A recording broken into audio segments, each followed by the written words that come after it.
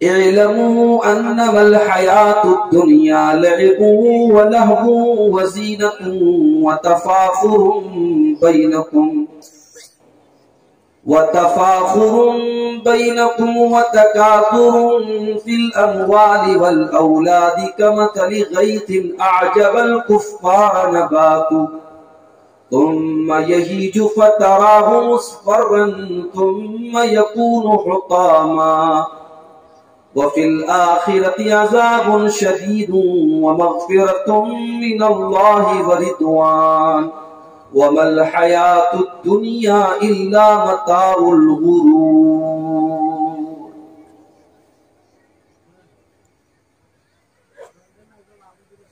صدر محترم، علماء کرام، محترم بزرگوں، نوجوان ساتھیوں، پردہ نشین ماں اور بہنوں، پیارے بچوں، بڑا گاؤں کانکی میں آج کا یہ پروگرام 26 دسمبر کو منعقد ہوا۔ مجھ سے پہلے آپ نے بنگلہ زبان میں بڑے اچھے اور بڑے دلنشیں خطیب شیخ منور حسین آسامی صاحب کو سماعت کیا۔ میں بنارس یوپی سے آپ کے بیچ میں آیا ہوں۔ مجھے یاد نہیں ہے کہ آپ کے گاؤں میں اس کے پہلے میں کبھی آیا ہوں یا نہیں آیا ہوں۔ علاقے میں تو آیا ہوں، اس گاؤں میں پہلے آیا ہوں کہ نہیں یہ یاد نہیں ہے۔ اور بڑی خوشی ہوئی یہ جان کر کہ یہاں ہمارے انصاری بھائی بھی بڑی تعداد میں رہ رہے ہیں، اور انہی لوگوں نے آج کا یہ جلسہ منعقد کیا ہے۔ اللہ تعالیٰ آج اس جلسے کو قبول فرمائے، اور جو آج کے اسٹیج سے جو باتیں اب تک بیان ہوئی ہیں یا جو میں بیان کروں گا، اللہ تعالیٰ کہنے والوں کو، سننے والوں کو، سب کو عمل کی توفیق عطا فرمائے۔ میرے بھائیوں، میں نے خطبہ مسنونہ کے بعد قرآن کریم کے 27ویں پارے کی ایک آیت پڑھی ہے، سورہ حدید کی آیت نمبر 20۔ ایک آیت ہے یہ، صرف ایک آیت، لیکن اس ایک آیت میں اللہ تبارک و تعالی نے انسان کی پوری زندگی کو بیان کر، انسان کی زندگی میں کون کون سا دور آتا ہے، کون کون سے حالات آتے ہیں، اللہ نے ایک آیت کے اندر بیان کر۔ اور اتنا ہی نہیں، ایک آیت کے اندر اللہ تعالی نے انسان کی زندگی کے سارے دور کو بیان کیا، اور اس کے بعد دنیا اور آخرت کا ایک کمپیریزن کیا ہے، ایک تلنا کی ہے، ایک مقابلہ کیا ہے کہ میرے بندو دیکھ لو، یہ دنیا ہے، یہ آخرت ہے، اب تم فیصلہ کرو کہ تم دنیا کے پیچھے بھاگ رہے ہو یا آخرت کے پیچھے۔ تو بڑی جامع آیت ہے۔ آئیے پہلے اس آیت کو ہم سمجھتے ہیں، اس کے بعد ہم بات کو آگے بڑھیں۔ قرآن کا 27واں پارہ، سورہ حدید، آیت نمبر 20، آیت نمبر 20۔ اعلموا انما الحیات الدنیا لعب ولہو وزینۃ وتفاخر بینکم۔ میرے بندو تم جان لو، تم سمجھ لو، اعلموا تم جان لو، انما الحیات الدنیا کہ یہ دنیا کی زندگی لعب یہ تو کھیل ہے، ولہو تماشا ہے، وزینۃ اٹریکشن اور زینت ہے، وتفاخر بینکم اور ایک دوسرے کے اوپر فخر جتانا ہے۔ اب ذرا انسان کے اوپر غور کرو، بچہ پیدا ہوا، 6 مہینے کا ہے تو آپ نے اس کے ہاتھ میں 6 مہینے کے لائق کھلونا لا کے دے دیا۔ 1 سال کا ہو گیا تو 1 سال کے لائق آپ نے کھلونا لا کے دے دیا۔ 2 سال کا ہوا 3 سال کا ہوا، 4 سال کا ہوا، بچے کا صرف ایک ہی کام ہے، وہ کھیلتا ہے، یا تو کھیلتا ہے یا کھا کر کے دودھ پی کر کے سو جاتا ہے۔ بچے کو کوئی ٹینشن نہیں ہے، اسے نہ کھانے کی ٹینشن ہے، اسے نہ کمانے کی ٹینشن ہے، نہ کسی کو حساب دینا ہے، اس کی زندگی کا بس ایک ہی مقصد ہے، وہ کھیلتا ہے۔ اللہ نے فرمایا اعلموا انما الحیات الدنیا لعب، میرے بندو تمہاری دنیا کی زندگی تو کھیل سے شروع ہوتی ہے۔ بچہ تھوڑا اور بڑا ہوا، 10 سال کا ہو گیا، ابھی بھی وہ کھیل رہا ہے، مگر اب کھیل کی نوعیت بدل گئی، اب کھیل کا طریقہ بدل گیا، اب وہ تھوڑا سیانہ ہونے لگا، اب تھوڑا ہوشیار ہونے لگا، اب تھوڑا بڑا ہونے لگا، اب کھیل کے ساتھ ساتھ اس کو تماشا بھی چاہیے۔ اعلموا انما الحیات الدنیا لعب ولہو، میرے بندو تمہاری زندگی کا یہ دوسرا دور آتا ہے جب تمہیں تماشے اچھے لگنے لگتے ہیں، جب تمہیں موج مستی اچھی لگنے لگتی ہے۔ انسان اور بڑا ہوا، لڑکا یا لڑکی 15 سال کے 18 سال کے ہو گئے، آئینے کے سامنے کھڑے ہو کر کے وہ دیر تک اپنے آپ کو نہارنے لگا، اپنے چہرے کے اوپر کریم پاؤڈر لگانے لگا، اپنے بالوں میں شیمپو لگانے لگا، اپنے آپ کو وہ سجانے لگا، سنوارنے لگا، اپنے آپ کو آکرشک بنانے لگا، اپنے آپ کو خوبصورت بنانے لگا۔ اعلموا انما الحیات الدنیا لعب ولہو وزینۃ، میرے بندو یہ تمہاری زندگی کا تیسرا دور ہے جب تمہارا مقصد ہوتا ہے کہ اپنے آپ کو کیسے سجایا جائے، کیسے سنوارا جائے، کیسے خوبصورت بنایا جائے، کیسے ہم لوگوں کو اچھے دکھنے میں لگے، ہم کتنے خوبصورت دکھنے میں لگے۔ اور آگے بڑھو، 20-22 سال کا ہو گیا، 25 سال کا ہو گیا، شادی ہو گئی، اب پیسہ کمانے کی دھن اس کے سر پر سوار ہو گئی، کیسے جلدی سے امیر بن جانا ہے، کیسے اپنے پڑوسیوں سے آگے نکل جانا ہے، کیسے اپنے رشتہ داروں سے آگے نکل جانا ہے، کیسے پورے گاؤں میں سب سے زیادہ پیسے والے بن جانا ہے۔ وَتَفَاخُرٌ بَيْنَكُمْ، میرے بندو اس کے بعد تو صرف ایک ہی مقصد ہوتا ہے کہ ایک دوسرے کے اوپر اپنے آپ کو فخر جتانا ہے، ایک دوسرے سے آگے نکلنا ہے، ایک دوسرے سے اپنے آپ کو بڑا دکھانا ہے۔ پھر اور آگے بڑھو، بچے ہو گئے، بچے بھی بڑے ہو گئے، اب انسان ادھیڑ ہو گیا، 40 سال کا ہو گیا، تھوڑا اور آگے بڑھو، 50 سال کا ہو گیا، پوتے پوتیاں ہو گئے، نواسے نواسیاں ہو گئے، چہرے پر جھریاں آ گئی، بال سفید ہو گئے، بدن کے اندر کمزوری آ گئی، جھک کر کے چلنے لگا، اب تو پیسہ کمانے کے لائق بھی نہیں رہ گیا، اب تو بس ایک ہی تمنا ہے، میرے اتنے پوتے ہو گئے، میرے اتنے نواسے ہو گئے، میرا پریوار کتنا بڑا ہو جائے اور میرے بچے خوب کما کر کے ڈھیر ساری پراپرٹی لے کے چلے آئے۔ وَتَكَاثُرٌ فِي الْأَمْوَالِ وَالْأَوْلَادِ، اس کے بعد مال اور اولاد کس طریقے سے زیادہ ہو جائے اور مال اور اولاد میں کس طریقے سے دوسروں سے آگے نکل جائے، یہ دھن انسان کے اوپر سوار ہو جاتی ہے۔ غور کر رہے ہیں آپ؟ اللہ تعالیٰ نے چند الفاظ میں انسان کے جیون چکر کو بیان کر دیا، انسان کی زندگی کے پورے سفر کو بیان کر دیا۔ تمہاری زندگی کھیل ہے، تماشا ہے، زیب و زینت ہے، مال کمانے کی ہوس ہے، ایک دوسرے پر فخر جتانے کی ہوس ہے، لیکن اے میرے بندو ذرا اس بات پر غور کرو، جب تم چھوٹے ہوتے ہو تمہیں کھیل تماشا پسند ہوتا ہے، جب تم بڑے ہوتے ہو تو تمہیں احساس ہوتا ہے کہ بچپن میں ہم کتنے نادان تھے، ہمارا تو بس ایک ہی مقصد تھا، ہم کھیلا کودا کرتے تھے، ہم تماشا دیکھا کرتے تھے۔ پھر جب کچھ اور بڑے ہو جاتے ہو تمہیں احساس ہوتا ہے کہ ہماری زندگی کا کوئی مقصد نہیں تھا، ہم تو بس خوشبو لگا کر کے اچھا کپڑا پہن کر کے گھوما کرتے تھے، ہم تو اپنے آپ کو ہینڈسم اور اسمارٹ بنا کر کے چلا کرتے تھے۔ جیسے جیسے تم زندگی کے سفر میں آگے بڑھتے چلے جاتے ہو تمہیں احساس ہوتا ہے کہ پچھلے دور میں تم کتنے نادان تھے، کتنے بے وقوف تھے۔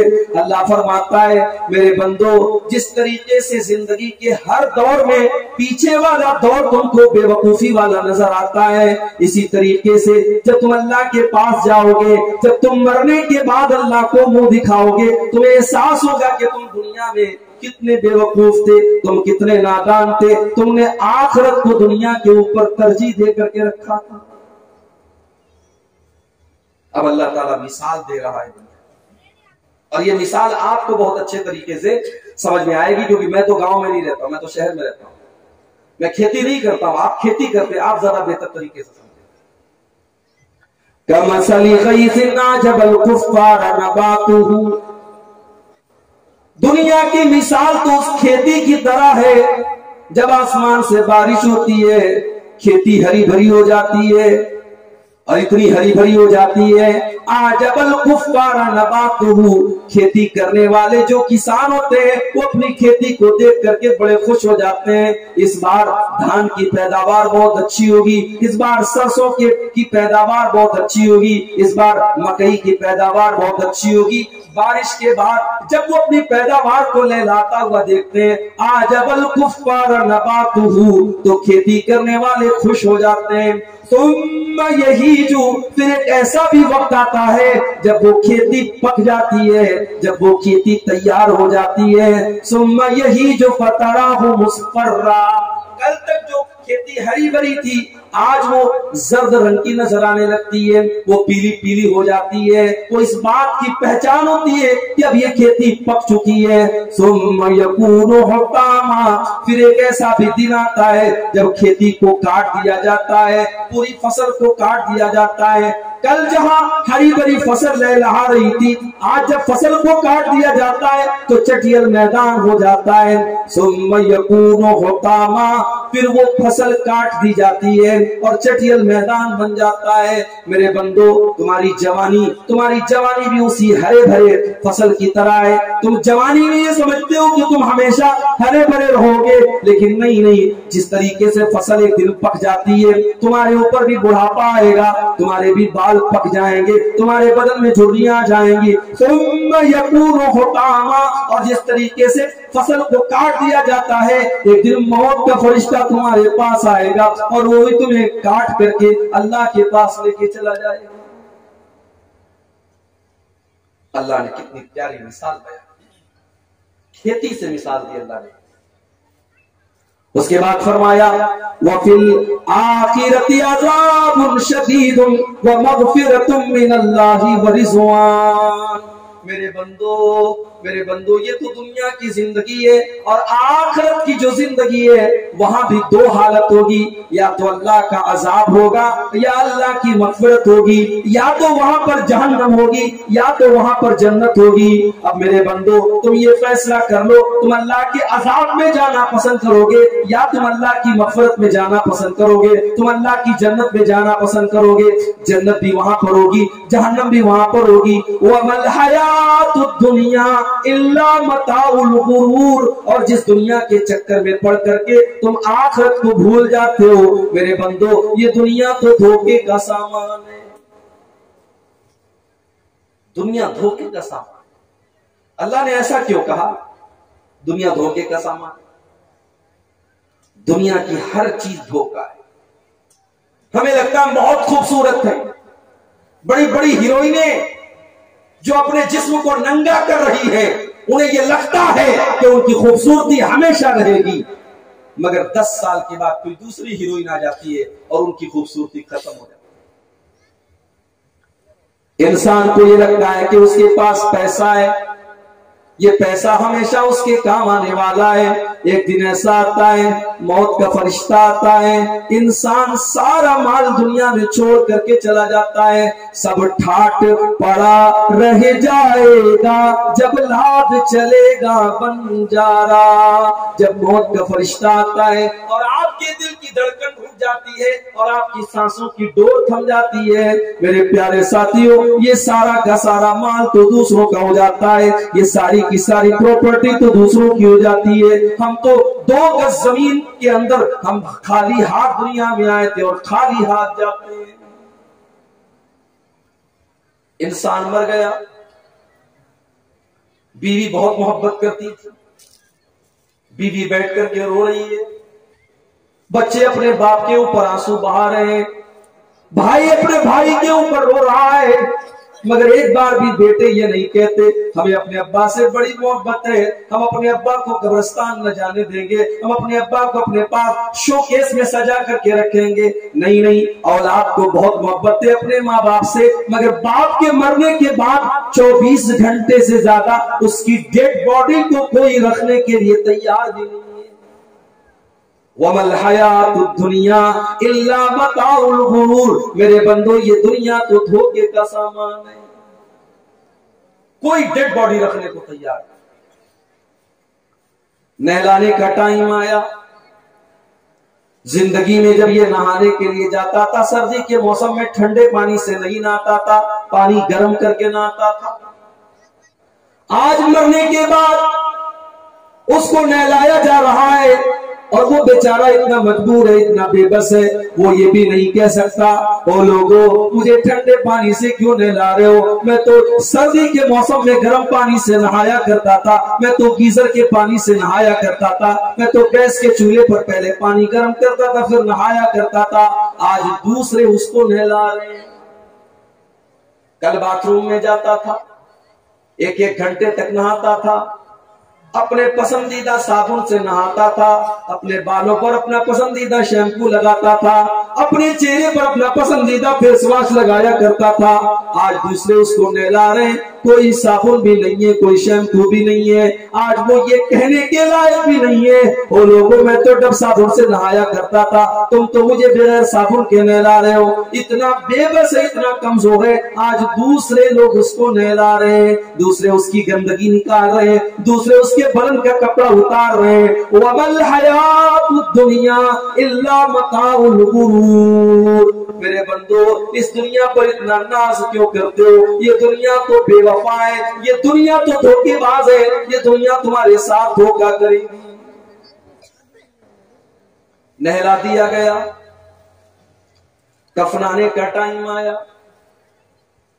دنیا میں جب کپڑا لینے جاتا تھا تو بڑے اچھے برانڈ کا کپڑا لیتا تھا، دکان پہ جا کر کے کہتا تھا مجھے ریمنڈ کا کپڑا چاہیے، مجھے ویمل کا کپڑا چاہیے، مجھے فلاں کمپنی کا کپڑا چاہیے۔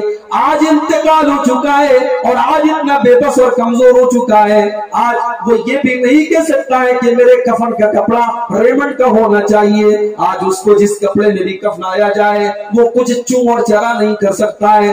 آج غریب کو جس کفن سے کفنایا جاتا ہے کروڑ پتی کو بھی اسی سوتی چادر میں، اسی کاٹن کی چادر میں اسے کفنایا جاتا ہے۔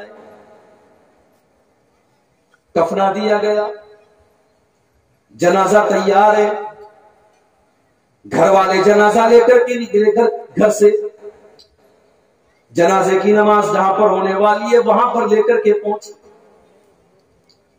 امام صاحب نے جنازے کی نماز پڑھانی شروع کی۔ کل تک جسے اپنی دولت اور طاقت میں ناز تھا آج وہ مرا پڑا ہے اور اس کے سامنے کھڑے ہو کر کے جنازے کی نماز پڑھی جا رہی ہے اور امام اپنی جنازے کی نماز میں کہتا ہے اللہم اغفر لہ وارحمہ وعافہ واعف عنہ واکرم نزلہ ووسع مدخلہ۔ اے اللہ اپنے اس بندے کو تو معاف فرما دے، اے اللہ تو اس کی مغفرت فرما دے، اے اللہ تو اس کے اوپر رحم فرما، اے اللہ تو اس کو اچھا ٹھکانہ عطا فرما، اے اللہ تو اس کی قبر کو کشادہ کر دے۔ آج دوسروں کی دعاؤں کا محتاج بنائے۔ یہ الگ بات ہے کہ بہت سارے لوگ اتنے بد نصیب ہوتے ہیں کہ ان کی اولاد اس لائق بھی نہیں ہوتی کہ کھڑی ہو کر کے جنازے کی نماز کی دعائیں کر سکے۔ ارے ایسی اولاد سے انسان بے اولاد مرے تو بہتر۔ آپ نے اپنی اولاد کو اسکولوں میں پڑھایا، کالجوں میں پڑھایا، ہائی ایجوکیٹڈ بنایا، انجینئر بنا لیا، ڈاکٹر بنا لیا، ٹیچر بنا لیا، سب کچھ آپ نے بنا لیا، مگر اولاد کو اگر اس لائق نہیں بنا سکے کہ کل جنازے کی نماز آپ کی پڑھی جائے تو آپ کا بیٹا، آپ کا بچہ کھڑا ہو کر کے آپ کی مغفرت کی دعا کر سکے تو میرے بھائیوں اس سے بڑے بد نصیب کون ہوں گے؟ اس سے تو بہتر تھا کہ آپ بے اولاد ہوتے۔ آج کتنے لوگ ان کے بچوں کو جنازے کی نماز نہیں آتی. میں آپ کو شرمندہ نہیں کروں گا اگر میں ابھی یہاں پر پوچھوں آپ سے کہ ذرا ہاتھ اٹھائیے کس کو جنازے کی نماز کا طریقہ آتا ہے, تو شاید بہت سارے لوگ ہاتھ نہیں اٹھا پائیں گے. آج ایک بڑی تعداد ایسی ہے جلسوں میں برابر جا رہی ہے, تقریریں برابر سن رہی ہے, مگر جنازے کی نماز کا طریقہ نہیں. جنازہ پڑھا دیا گیا, اب قبرستان میں لے کے جایا جا رہا ہے. 4 لوگوں کے کندھے پر جنازے کی چارپائی جا رہی ہے. اللہ اللہ, کل تک جو اپنے گاؤں میں اپنی 4 ویلر سے گھوما کرتا تھا, اپنی اسکارپیو سے گھوما کرتا تھا, اپنی کار سے ٹہلا کرتا تھا, جس کی لال بتی والی گاڑی جب کانکی سے اور کشن گنج سے گزرتی تھی تو لوگ اس کو دیکھ کر کے حیرت کیا کرتے تھے, آج وہ بھی 4 لوگوں کے کندھے پر قبرستان جا رہا ہے. آج وہ بھی دوسروں کے کندھے پہ سوار ہو کے قبرستان جا رہا ہے. وَمَلْ حَيَاةُ الدُّنْيَا إِلَّا مَتَاعُ الْغُرُورِ, میرے بندو یہ دنیا کی زندگی تو دھوکے کا سامان ہے. قبرستان پہنچا, قبر میں اتارا گیا, سب لوگوں نے مٹی ڈالی, اولاد نے بھی مٹی ڈالی, بھائی نے بھی مٹی ڈالی, گھر والوں نے بھی مٹی ڈالی, رشتہ داروں نے بھی مٹی ڈالی, اور مٹی ڈال کر کے ہاتھ جھاڑ کر کے چلے گئے. گویا یہ پیغام دے کر کے چلے گئے کہ جناب آپ کے ہم بڑے چاہنے والے تھے, ہم نے جنازہ بھی آپ کا پڑھ لیا, ہم نے قبر میں مٹی بھی دے دی, ہم نے آپ کو قبر میں اتار بھی دیا. اب اس قبر کے اندر جب منکر نکیر آپ کے پاس آئیں گے اور آپ سے سوال و جواب کریں گے, وہاں پر ہم آپ کے کام نہیں آئیں گے. بیٹا بھی مٹی دے کر کے ہاتھ جھاڑ کے جا رہا ہے, اپنے ابا کو یہ پیغام دے کے جا رہا ہے, ابا آپ نے میرے لیے حرام دھندے بھی کیے تھے, آپ نے میرے فیوچر کو بنانے کے لیے سود اور بیاج کا کاروبار بھی کیا تھا, مگر ابا آج قبر میں جب آپ کو سود اور بیاج کا عذاب دیا جائے گا, آپ کا بیٹا آپ کے کوئی کام نہیں آ پائے گا. وَمَلْ حَيَاةُ الدُّنْيَا إِلَّا مَتَاعُ الْغُرُورِ, میرے بندو یہ دنیا تو دھوکے کا سامان ہے. کیا کام آتا ہے میرے بھائی؟ نہ اولاد کام آتی ہے, نہ مال کا. اللہ کے پیارے نبی فرماتے ہیں یتبع المیت ثلاثۃ, جب انسان کا انتقال ہوتا ہے تو 3 چیزیں اس کے ساتھ ساتھ رہتی ہیں, مالہ واہلہ وعملہ. ایک تو اس کا مال ہوتا ہے, ایک اس کے گھر والے ہوتے ہیں, اور ایک اس کا عمل ہوتا ہے. مال تو مرتے ہی ساتھ چھوڑ دیتا ہے, ادھر سانس ٹوٹی ادھر بینک بیلنس دوسروں کا ہو گیا, پراپرٹی اولاد کے نام ہو گئی, زمین و جائیداد گھر والوں کے نام ہو گئی. سانس ٹوٹتے ہی اور دل کی دھڑکن بند ہوتے ہی مال نے اپنا رشتہ توڑ دیا. ہاں گھر والے تھوڑا ساتھ دیتے ہیں, آپ کو کفناتے ہیں, دفناتے ہیں, نہلاتے ہیں, اور قبرستان میں لے جا کے چھوڑ کے چلے آتے ہیں, مگر قبر میں اور اللہ کی بارگاہ میں آخرت میں کوئی چیز آپ کے کام نہیں آئے گی. وہاں پر اگر کوئی چیز کام آئے گی تو آپ کا عمل کام آئے گا. اللہ کے نبی فرماتے ہیں کہ 2 چیزیں تو واپس آ جاتی ہیں, اور ایک چیز انسان کو قبر میں بھی کام دیتی ہے اور آخرت میں بھی کام دے گی, اور وہ انسان کا عمل ہوتا ہے. عمل نہیں کرتے, دنیا کے پیچھے بھاگو. کتنا بھاگو گے؟ اس دنیا کی اوقات کیا ہے میرے بھائی؟ ہارون رشید بہت بڑا بادشاہ ہے, اس کے دربار میں اس کے دور کے بہت بڑے عالم دین آئے, ان کا نام تھا ابن سماک.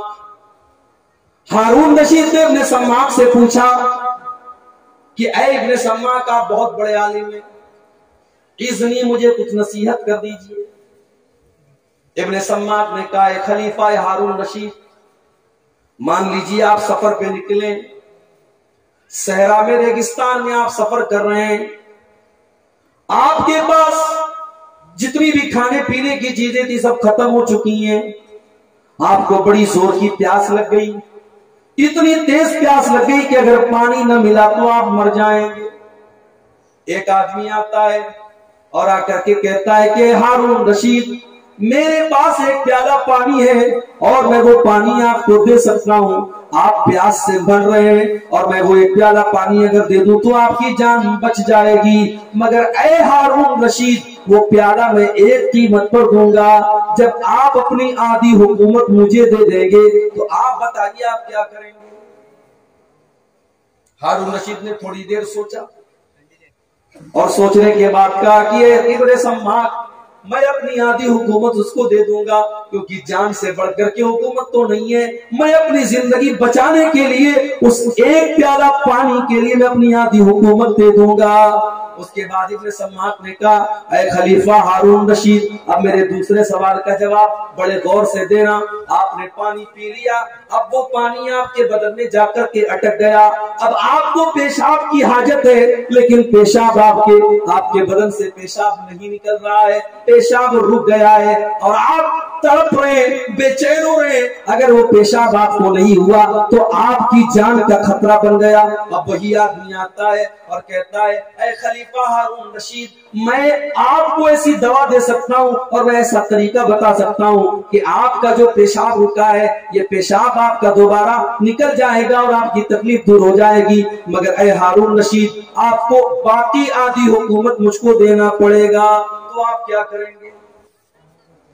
ہارون رشید نے تھوڑی دیر سوچا کہ کیا کروں گا، جان سے بڑھ کے تھوڑی حکومت، جان بچانا ہے، پیشاب رک گیا ہے، پیشاب نہیں ہو رہا ہے، ٹھیک ہے میں اس کو آدھا اس کو پیشاب کو اگر وہ مجھے اس بات کی گارنٹی دے گا کہ وہ میری پیشاب کرا دے گا تو میں اس کو آدھی حکومت دے گا۔ اب ابن سماک نے جو جواب دیا تھا میرے بھائیوں وہ قابل غور ہے۔ ابن سماک نے کہا ہارون رشید اس حکومت پر کبھی ناز نہ کرنا، کبھی غرور نہ کرنا، اس حکومت کی ویلو یہ ہے، اس حکومت کی اوقات یہ ہے کہ ایک پیالہ پانی اور پیشاب کے چند قطروں کے بدلے اس حکومت کو بیچا جا سکتا ہے۔ اے ہارون رشید جو حکومت ایک پیالہ پانی اور پیشاب کے چند قطروں کے برابر ہو اس حکومت کے اوپر تم کبھی غرور نہ کرنا۔ وَمَا الْحَيَاةُ الدُّنْيَا إِلَّا مَتَاعُ الْغُرُورِ میرے بندو یہ دنیا تو دھوکے کا سامان ہے۔ دنیا میں ہمیں اور آپ کو کیسے زندگی گزارنا ہے اگر یہ سیکھنا ہے تو اپنے نبی سے سیکھنا۔ اللہ کے نبی چٹائی پر لیٹے ہوئے ہیں، آپ کی پیٹھ کے اوپر چٹائی کا نشان پڑ گیا ہے، صحابہ کرام یہ نقشہ دیکھ کر کے کہتے ہیں اللہ کے نبی لَوِ اتَّخَذْنَا لَكَ وِسَادَةً اے اللہ کے نبی آپ ہم کو اجازت دیجئے ہم آپ کے لیے گدے کا انتظام کر دیں، ہم آپ کے لیے بہتر بستر کا انتظام کر دیں۔ اللہ کے پیارے نبی فرماتے ہیں او لوگوں مجھے تمہارے گدوں کی ضرورت نہیں ہے، مجھے تمہارے آرام دہ بستروں کی ضرورت نہیں ہے، ما انا الا کراکب استظل تحت شجرۃ ثم راح کہا ارے میں تو دنیا میں اس مسافر کی طرح آیا ہوں جو سفر پہ نکلا ہے اور راستے میں وہ آرام کرنے کے لیے لیٹا ہے، جب اس کے آرام کا ٹائم پورا ہو جائے گا وہ دوبارہ اپنے سفر کی طرف چل پڑے گا، وہ اپنی منزل کی طرف چل پڑے گا۔ وہ لوگوں یہ دنیا میری منزل نہیں ہے، یہ دنیا تو وقتی طور پر میرے آرام کرنے کی جگہ ہے، اور ہم نے کیا سمجھ کر رکھا ہے؟ ہم نے دنیا کو منزل بنا دیا ہے، ہم نے دنیا کو مقصد بنا لیا ہے۔ دنیا مقصد نہیں ہے، دنیا اللہ نے اس لیے بنائی ہے اور دنیا کی نعمتیں ہمیں اس لیے دی ہیں تاکہ ہم دنیا کے ذریعے آخرت کی تیاری کریں۔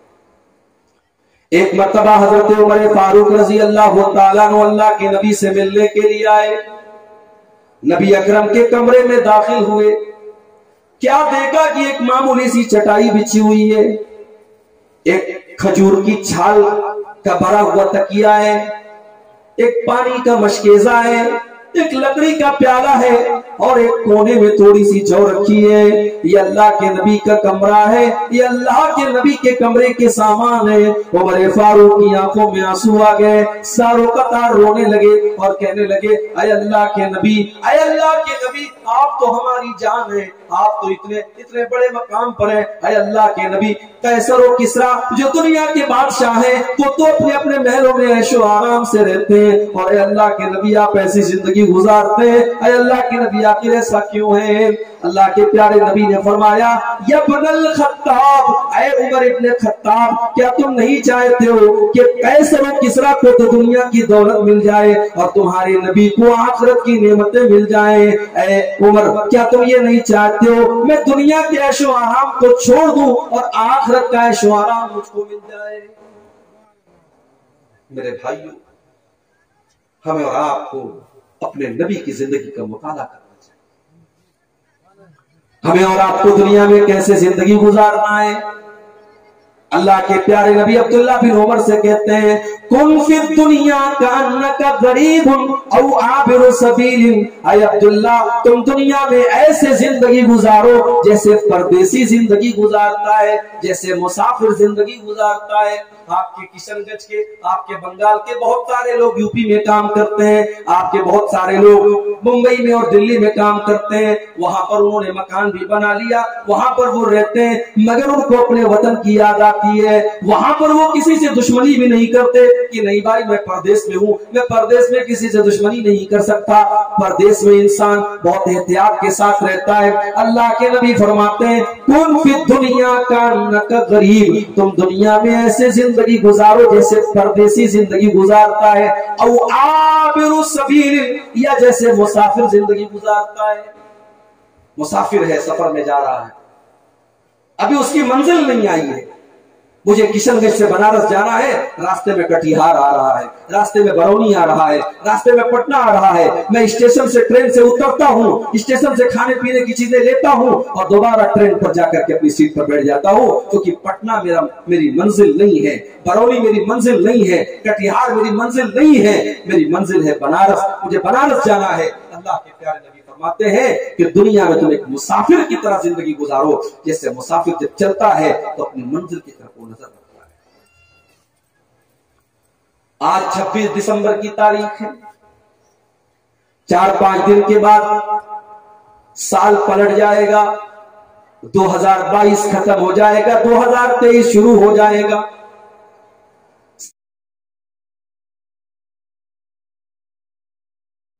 ऐसी मौत आए ये लोग कहें कि मौत उसकी हुई जिसका करे जमाना अफसोस, मौत उसकी हुई जिसका करे जमाना अफसोस, वरना दुनिया में सभी आए हैं मरने के। दूसरा वाकया मेरे साथ हुआ, मुंबई की सरजमीन पर हमारे बड़े अच्छे दोस्त रहते थे, मौलाना अब्दुल रहमान साजिद सलफी, बहुत अच्छे वक्ता थे, खतीब थे, मुकर्रिर थे। आपके बंगाल में भी जलसों में जाते थे, बिहार में भी कई सफर उन्होंने किया था, मेरे साथ भी कई सफर उनका हुआ था। बनारस भी एक मर्तबा मैंने उनको बुलाया था। बहुत अच्छे खूबसूरत नौजवान थे, बहुत अच्छी तकरीर करते थे, बड़ी मीठी जुबान थी उनकी। मुंबई में एक मस्जिद के अंदर वो इमाम थे, इमामत कराते थे। उनका प्रोग्राम था पूना में तकरीर करते हैं। रात को 11 बजे उनकी तकरीर खत्म होती है और पूना से वो टैक्सी के ऊपर सवार होते हैं ताकि जल्दी से मुंबई पहुंच जाएं। मुंबई में वो मस्जिद के इमाम थे और मस्जिद के इमाम के लिए बहुत सारी ड्यूटी होती है। हो सकता है कि उनको ये फिक्र नहीं हो कि मुझे अपनी मस्जिद में टाइम से पहुंचना है, इसलिए रातों रात उनको निकलना पड़ गया। उन्होंने टैक्सी की सवारी की और मुंबई और पूना के हाईवे पर गाड़ी पूरी स्पीड से चल रही है। मेरे प्यारे साथियों, इधर मौलाना अब्दुल रहमान साहब अपनी आंखों में अपने घर, अपने बीवी बच्चों के पास पहुंचने का खुमार लेके जा रहे हैं। उधर अल्लाह ताला मौत के फरिश्ते को भेज रहा है। पूना के हाईवे के 11 बजे पूना से मौलाना अब्दुल रहमान साहब मुंबई के लिए निकलते हैं और 11:30 बजे उसी पूना के हाईवे पर अचानक बड़ा खतरनाक एक्सीडेंट होता है और किसी गाड़ी से उनकी टैक्सी टकरा जाती है। हो सकता है कहीं रास्ते में डाइवर्जन रहा हो, वरना हाईवे पर तो एक ही साइड में गाड़ी चलती है। हो सकता है कि डाइवर्जन रहा हो और अचानक सामने से गाड़ी आ जाती है। ड्राइवर ने अपना बैलेंस खो दिया। इतना खतरनाक हादसा हो जाता है कि उस गाड़ी के अंदर 6 लोगों में से 5 लोगों की ऑन द स्पॉट मौत हो जाती है। 5 लोगों का इंतकाल हो जाता है। मौलाना अब्दुल रहमान साहब का भी इंतकाल हो जाता है। उनकी लाश का फोटो आता है, दिल दहल जाता है मेरे भाइयों। खूबसूरत चेहरा जो लहू लुहान है, جب وہ فوٹو ان کی بیوی کے پاس پہنچا ہوگا، سوچو ان کی بیوی کے دل پر کیا گزری ہوگی۔ ان کے 2-2 3-3 سال کے 2 بچے تھے، ان بچوں نے جب اپنے باپ کو اس حال میں دیکھا ہوگا تو ان کے اوپر کیا گزری ہوگی۔ میرے پیارے نوجوان ساتھیوں، اپنی جوانی کو تم جیسے تیسے گزار رہے ہو، نہیں وَشَبَابَكَ قَبْلَ حَرَمِكَ، اپنی جوانی کی قدر کرو اس کے پہلے کہ بڑھاپا آ جائے۔ ہو سکتا ہے کہ جوانی میں اللہ آپ کو بھلا لے، اور جب اللہ بھلا لے گا، جب موت کا فرشتہ آ جائے گا تو 1 منٹ بھی آپ کو مہلت ملنے والی نہیں ہے۔ حَتَّى إِذَا جَاءَ أَحَدَهُمُ الْمَوْتُ قَالَ رَبِّ ارْجِعُونِ، جب موت آئے گی انسان کہے گا اے اللہ مجھے ایک موقع اور دے دے، ایک بار تو دنیا میں اور بھیج دے، لعلی اعمل صالحا، تاکہ میں نیک عمل کر کے تجھ کو راضی کر لوں، اے اللہ میں اچھا عمل کر کے تجھ کو راضی کر لوں۔ کلا انہا کلمۃ هو قائلها، اللہ فرمائے گا نہیں میرے بندے، تیری یہ آرزو پوری ہونے والی نہیں ہے۔ وَمِن وَرَائِهِمْ بَرْزَخٌ إِلَى يَوْمِ يُبْعَثُونَ، اب تو تجھے قیامت تک قبر میں رہنا ہے، اب تجھے برزخ کی زندگی میں اپنے عمل کے مطابق اپنی قبر میں تجھے حساب و کتاب دینا ہے۔ اب قبر میں تیرے ساتھ وہی معاملہ ہوگا جیسا تیرا عمل رہا ہوگا۔ ہم لوگ تو اتنے کٹھور ہو چکے ہیں کہ ہمیں تو قبرستان میں بھی ڈر نہیں لگتا، قبرستان میں بھی ہمیں موت یاد نہیں آتی۔ قبرستان میں بیٹھ کر کے لوگ جوا کھیلتے ہیں، قبرستان میں بیٹھ کر کے لوگ شراب پیتے ہیں، قبرستان میں بیٹھ کر کے موبائل پر ننگی تصویریں دیکھتے ہیں۔ میرے پیارے ساتھیوں، یہ عبرت کی جا ہے، تماشا نہیں ہے۔ یہ قبرستان تو عبرت کی جگہ ہے، ہمیں تو قبرستان میں بھی عبرت نصیب نہیں ہوتی۔ ابن ماجہ کی روایت ہے،